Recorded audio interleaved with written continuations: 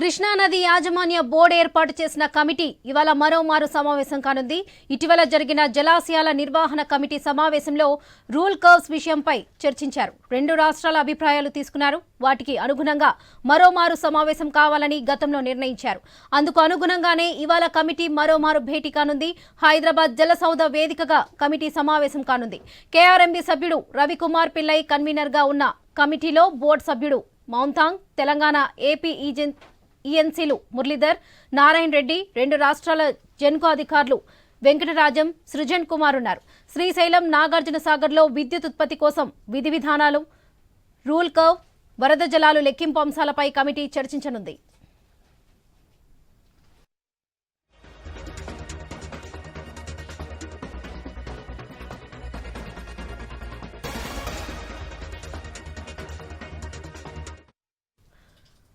కృష్ణానది యాజమాన్య బోర్డు ఏర్పాటు చేసిన కమిటీ ఇవాళ మరోమారు సమావేశం కానుంది. ఇదే విషయానికి సంబంధించి మరిన్ని అప్డేట్స్ మా స్పెషల్ కరెస్పాండెంట్ సునీల్ అందిస్తారు.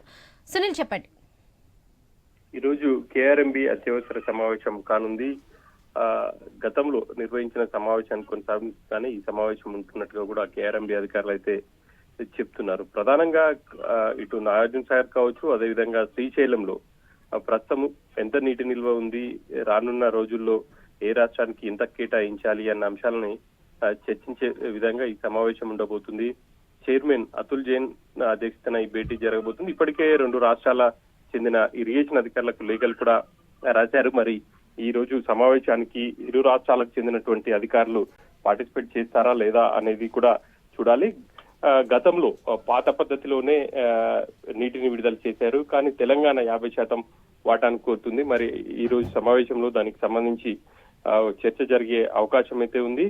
రాత్రి నీటిపారుదల శాఖ మంత్రి ఉత్తమ్ కుమార్ రెడ్డి కేఆర్ఎంబీ చైర్మన్ తో కూడా భేటీ అయ్యారు.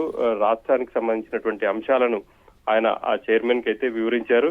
మరి ఈ రోజు సమావేశంలో ఎటువంటి నిర్ణయం తీసుకుంటారు అనేది చూడాలి. ఇప్పటికే ఆంధ్ర కృష్ణా జలాల్లో దాదాపుగా మెజారిటీ వాటాను వాడుకుంది. తెలంగాణకు రావాల్సింది. తెలంగాణకు ఇంకా అందులో నీటిని వాడుకునే అవకాశం ఉంటుంది. కాబట్టి ఖచ్చితంగా ఈ సీజన్ లో తెలంగాణకు అవసరమైనటువంటి నీటిని విడుదల చేయాలి అని చెప్పేసి కూడా తెలంగాణ నుంచి అధికారులు కేఆర్ఎంబీ దృష్టికి తీసుకెళ్లే అవకాశం అయితే కనిపిస్తా ఉంది. మరి ఈ సమావేశం తర్వాత ఎలా ఉండబోతుంది అనేది కూడా చూడాల్సి ఉంటుంది. ఇక ఇదే అంశానికి సంబంధించి ఇప్పటికీ విపక్ష నేతలు తీవ్ర స్థాయిలో ప్రభుత్వంపై మండిపడుతున్నారు. కృష్ణా జలాల్లో ఇటు ఏపీ అక్రమంగా నీటిని తరలిస్తున్నా కానీ అధికారులు చూస్తూ ఊరుకుంటున్నారు, ప్రభుత్వం నిర్లక్ష్యంగా వ్యవహరిస్తుంది అని చెప్పేసి ఆరోపిస్తున్నారు. వీటినన్నిటిని తిప్పికొట్టే విధంగా గత ప్రభుత్వమే ఏపీకి కృష్ణా జలాల్లో అధికంగా నీటిని అప్పచెప్పింది, తెలంగాణ హక్కులను కాలరాసింది అని చెప్పేసి ఇటు మంత్రి కావచ్చు, అదేవిధంగా కాంగ్రెస్ పార్టీ నేతలు అయితే ఆరోపణలు చేస్తున్నారు. ప్రస్తుతం ఈ విషయం చాలా హాట్ టాపిక్ గా మారిందనే చెప్పాలి. మరి కృష్ణా జలాల్లో తెలంగాణకు రావాల్సిన వాటాకు సంబంధించి ప్రభుత్వం ఈ రోజు కేఆర్ఎంబీ ముందు ఎలాంటి వాదనలు వినిపిస్తుంది, కేఆర్ఎంబీ కూడా తెలంగాణకు వైపు మొగ్గు చూపుతుందా లేకపోతే ఆంధ్ర వైపు మొగ్గు చూపుతుందా అనేది ఒక చర్చగా మారింది.